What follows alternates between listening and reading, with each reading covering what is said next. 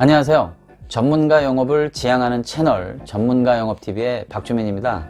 오늘은 영업 실적을 2배로 끌어올리는 콜드콜 숫자 3가지의 법칙에 대해서 말씀을 좀 나눌까 합니다. 제가 영업 활동을 처음 시작했을 때 저의 그 선배 사수로부터 제일 먼저 들었던 이야기가 영업에 있어서 숫자는 결코 거짓말을 하지 않는다 였습니다. 그만큼 영업에 있어서 숫자가 차지하는 의미는 매우 중요하고 또 그만큼 정직하다는 것을 의미하는 것이겠죠. 콜드콜에서도 예외가 아니어서 콜드콜은 당연한 이야기가 되겠습니다만 많이 시도하는 것만큼 약속 잡기 성사율이 높아지는 것은 당연합니다. 그런데 우리가 좀 더 주목해 봐야 할 점은 약속 잡기의 성사율, 그러니까 내가 시도한 횟수보다 더 많은 성사율이 올려지기 위해서는 우리가 그동안은 주로 전략적 접근, 스크립트에 관한 것들이라든지 태도에 관한 전략들이 주로 다루어졌습니다만 사실은 중간중간 제가 강조를 드렸습니다만 콜드콜에 있어서 중요한 부분은 이 양적인 접근도 사실 못지않게 중요하고요. 또 이 양적인 부분을 어떻게 효과적으로 관리하느냐에 따라서 그만큼 더욱더 성공률을 올리는 데도 적지 않은 도움이 된다는 것이죠. 그래서 이 부분에 대해서는 제가 그동안 거의 다루지를 않았던 부분인 것 같은데요. 이 양적인 부분을 어떻게 관리해야 되는 것인가에 대해서 3가지의 이제 법칙처럼 운용했던 저의 경험적 노하우를 좀 말씀을 드릴까 합니다. 자, 첫 번째는요. 하루 평균 콜드콜 숫자를 체크하라가 되겠습니다. 자, 여러분들께서는 하루의 평균 신규 고객을 개척하기 위해서 몇 통에 달하는 콜드콜링을 시도하시나요? 네. 어떤 분은 정말 100통에 달하는 많은 콜드콜을 시도하시는 분도 있을 수 있겠고요. 어떤 분들은 기분에 따라서 10통을 할 수도 있고 20통을 하실 수도 있고 또 어떤 날은 아예 하지 않으시는 분들도 계실 거라고 생각을 해요. 그런데 이거보다 더 중요한 부분이 있습니다. 뭐냐면요. 예를 들어서 여러분들이 하루에 20통의 콜드콜을 시도한다라고 가정을 했을 경우 5명의 사람과 통화가 되고 나머지 15명과는 통화가 안 됐을 수 있지 않습니까? 그때 5명의 통화한 사람과 통화를 해서 그 중에 1명과 약속이 잡히게 되면 약속 잡기 성사율이 어떻게 되는 거죠? 네, 20%가 되는 것이죠. 그러니까 결국은 내가 적어도 통화한 유효 타겟과의 콜드콜 시도에 있어서만큼은 내가 평균적으로 20% 정도의 성공률을 가지고 가는구나 라는 것을 자신의 머릿속에 인지하고 가는 것과 그렇지 않은 것과는 차이가 크다라는 것입니다.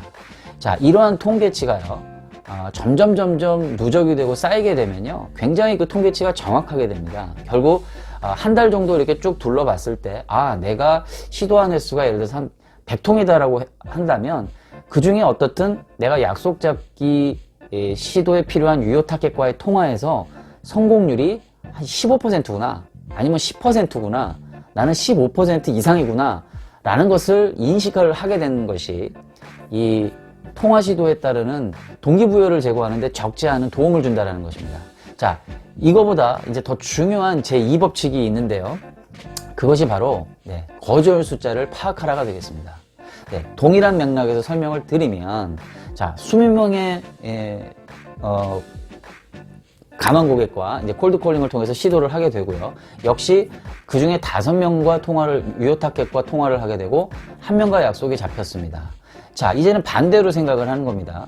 결국은 뭐죠? 20통의 시도를 했는데 1명과만 결과론적으로 약속이 잡혔으니 나머지 19통에 달하는 것들은 무엇이죠?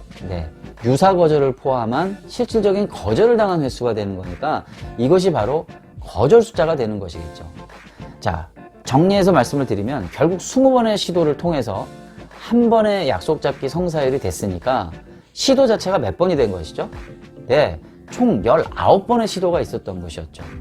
결국은 한 통의 약속을 잡기 위해선 내가 적어도 19번 이상의 시도를 해야지만이 된다라고 하는 것을 또 역시 인지하는 것이 무척 중요하다라는 것이 되겠습니다. 왜 이것이 중요하냐면요. 이런 겁니다. 이런 개념이 없는 상태에서 콜드콜링을 하게 되면요. 보통의 사람들은 5번, 10번 하고 지쳐서 그만 포기하게 돼버리거든요.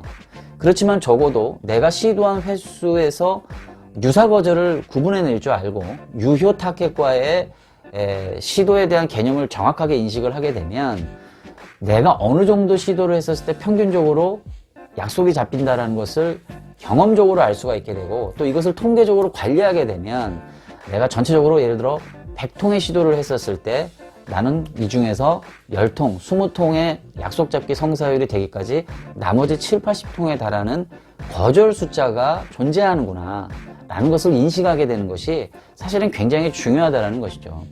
저는 이를 거절 숫자를 갖다가 거절 가치라고 저는 명명을 하고요.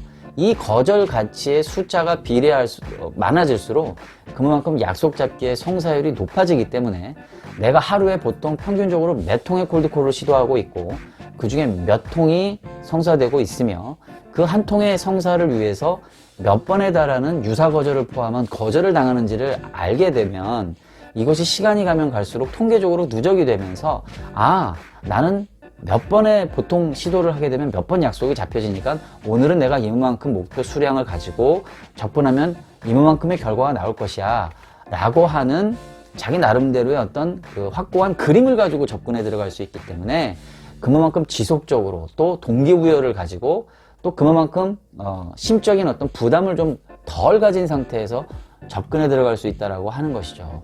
그래서 이 1법칙, 2법칙을 여러분들이 꼭 숙지하는 것이 너무너무 중요하다라는 말씀을 좀 드리고 싶고요. 마지막으로 3회 법칙인데요. 자, 이 3회 법칙을 말씀드리기 전에 제가 하나의 그 사례를 좀 먼저 말씀을 드릴까 합니다. 미국에 그 제약영업회사가 있는데 전체적으로 영업사원이 한 600여 명이 된다고 해요. 그런데 이 회사에서 무려 6년 연속 세일즈 왕을 차지했던 짐 모리스라고 하는 영업 대표가 있었습니다. 이 친구는요, 이제 참고적으로 흑인이었는데 키가 195cm가 되고요. 몸무게가 뭐 100kg가 넘어가는 아주 거구인데요. 이 친구가 무려 6년 동안 세일즈 왕을 타이틀을 차지하니까 회사에서는 이제 항상 인터뷰, 사보 제작자나 이제 이런 사람들이 찾아가서 인터뷰를 이제 보통 하지 않게 되겠습니까? 근데 그 사보에 나왔던 이분의 이 짐 모리스의 인터뷰 내용을 제가 봤는데 여기에 이제 이렇게 써 있었어요. 내가 세일즈 왕을 차지하게 된 데에는 나만의 특별한 시스템이 있었다. 그것은 뭐냐면 내 동료들이 모두 퇴근할 무렵 나는 다시 옷을 갖추어 입고 의자에 앉아서 그날의 마지막 콜드콜을 몇 차례 더 한 후 나는 퇴근을 했다라고 이야기를 하고 있습니다. 즉 뭐냐면 자신만의 루틴 시스템을 구축했다라고 하는 거예요. 자기 동료를 다 퇴근하고 난 다음에 자신도 퇴근을 해야 되는데 자신은 퇴근하지 않고 남아서 몇 차례의 콜드콜을 더 하는 시스템을 자기 나름대로 구축을 했다라고 하는 것이죠. 저는요, 이 내용을 사실은 책을 통해서 알게 됐는데 정말 소름이 돋았습니다. 왜냐하면요, 제가 그렇게 했었거든요. 그런데 이유는 조금 다른 것 같습니다. 저는 왜 그런 시스템을 적용을 했었냐면 심리적으로 그날 마지막에 콜드콜을 제가 성공적으로 이끌게 되면 다음날 출근을 했었을 때 뭔가 더 잘 될 것만 같은 그런 저 나름대로의 어떤 시스템, 저 나름대로의 어떤 시스템을 만든 거였죠.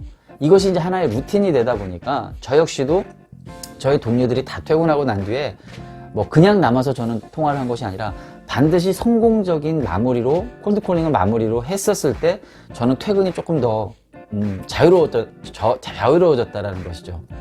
그래서 결국은 여러분들도 나름대로의 그러한 루틴을 좀 만드셔서 운용을 하신다면 훨씬 더 지속 가능하게, 또 어떻게 보면 또 재미도 있어요. 그래서 이런 재미도 느껴가면서 스스로 동기부여를 만들어가는 하나의 시스템을 구축하는 것이 매우 중요하다는 말씀을 드리고 싶어요. 여기에 제가 좀 보너스적으로 추가해서 좀 말씀을 좀 드리면, 콜드콜링을 시도하는 데 있어서 많은 분들이 좀 이렇게 많이 주저하는 경우들이 많이 있습니다. 주로 언제 전화를 해야 되느냐, 뭐 언제 어느 요일에 전화를 했을 때 더 좋냐, 뭐 등등의 이런 어떤 것으로부터 제가 이제 질문을 좀 많이 받곤 하는데요. 제가 결론부터 좀 말씀을 좀 드리면 사실 아무 때나 해도 상관은 없습니다. 무슨 얘기냐면요, 제가 실질적으로 콜드콜을 시도했을 때 많은 기업들을 대상으로 해서 집중적으로 전화를 했는데 저 같은 경우는요, 월요일 아침 7시 반부터 전화를 했습니다. 그러면 많은 사람들이 의아하게 생각하세요. 아니, 회사 직원들은 보통 아침 9시에 출근을 하는데 왜 출근을 하기 전에 그렇게 전화를 합니까? 라고 말씀들을 하시는데요. 그 시간대에 전화를 하면은요, 주로 부서 내에 간부급들이 많이 출근해 있거든요. 그래서 실질적으로 의사결정권자들과 통화할 가능성이 되게 높고요. 회사의 규모가 적은 중소기업 같은 경우는 훨씬 더 그 확률이 높아집니다. 그렇기 때문에 우리가 고정관념처럼 생각하고 있는 시간대에 묶여 있을 필요가 없다. 그래서 조금 더 고급 간부, 소위 말하면 리더들과 통화하기 위해선 일찍 전화하는 것도 한번 시도해 볼 만하다는 것을 말씀드리고 싶고요. 또 어떻습니까, 여러분? 과거하고 달리요, 점심시간대가 굉장히 확장되었습니다. 과거에는 딱 마치 공장처럼 정해져 있었죠. 12시서부터 뭐 1시, 뭐 11시 반부터 혹은 12시 반. 그런데 요즘은 회사가 다양한 그 플렉시벌 타임제를 운용을 하면서요, 크게 보면은 점심시간대가 11시서부터 2시까지 이렇게 확장이 되어 있는 형태인 것을 볼 수가 있어요. 이 얘기인 즉슨요, 12시에 전화해도 상관이 없다는 겁니다. 받아야 될 사람은 받는다라는 것이거든요. 그래서 뭐 점심시간대는 내가 전화하면 그들이 밥 먹고 있겠지? 이런 생각하지 마시고요. 어떤 회사가 어떤 운영을 하는지 모르잖아요, 점심시간대를. 그러니까 수시로 본인이 하고 싶을 때 저는 전화하라고 말씀을 꼭 드립니다. 또 어떤 경우는요, 금요일 오후 시간대는 보통 다들 퇴근을 일찍 하니까 전화하면 좀 효율이 떨어지지 않느냐라는 질문도 하시는데요. 저는 반대입니다. 오히려요, 그 주말을 앞둔 직원들은 금요일날 오후에 심리적으로 굉장히 많이 이완이 되어 있습니다. 왜? 주말에 즐거운 시간을 가질 것에 대한 기대와 상상이 있기 때문이죠. 그래서 이건 뭐 과학적으로 증명된 것은 아닙니다만은, 금요일 오후에 전화를 했을 경우에 대체적으로 사람들이 훨씬 더 친근하게 받아들여 준다는 느낌을 받았었고요. 대체적으로 그런 통화들이 즉시적으로 약속 잡기는 어렵지만 월요일 날이라든지 화요일 날이라든지 다시 한번 전화를 달라고 하는 요청을 통해서 다시 한번 후속콜로 연결되어짐으로써 약속 잡기가 성사될 확률이 있었다라는 거죠. 그래서 금요일 날 오후 시간대에 전화하는 것에 대해서 너무 이렇게 효율이 낮다라고 단정 짓지 말아라 라는 말씀을 드리고 싶고요. 또 심지어는요, 여러분, 주말에도 저는 전화를 막 했어요. 왜냐하면요, 우리나라 같이 이렇게 대기업 시스템이 발달된 데서는 뭐 주말에 전화해봐야 연결 자체가 안 되는 경우가 많습니다만, 사실 중소기업 이하의 많은 우리나라의 자그마한 규모의 그 중소기업들은요, 주말 없이 일하는 회사들도 굉장히 많습니다. 그렇기 때문에 주말 토요일 같은 때는요, 사실은 의외로 출근해 있는 직원들이 출근해 있는 회사들이 굉장히 많아요. 그래서 전화해 보시면 아시겠습니다만은 약속 잡기 하는데 오히려 주말이 더 좋은 경우도 많습니다. 그래서 그러한 우리가 전통적으로 갖고 있는 편견들, 뭐 내가 이 시간에 전화하면 그들이 뭐 불편해하겠지, 자리에 없겠지, 이런 생각하지 마시고요.